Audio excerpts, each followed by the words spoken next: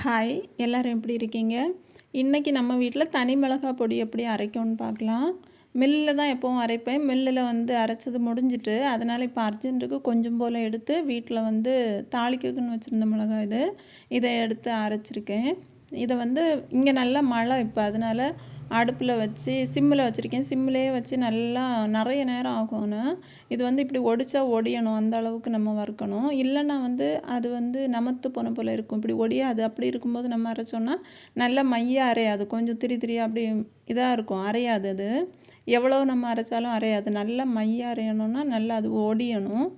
இது நம்ம வெயிலே வைக்கலாம். ஒரு 2-3 நாள் வெயிலில் வச்சு அப்படி நல்லா நல்லா அது சூடாகணும். ஆகி அந்த ஒடிக்கும்போது ஒடியணும். நம்ம இப்படி ஆட்டி பார்த்தா உள்ளே உள்ள அந்த மிளகா விதை கிழுங்கும்.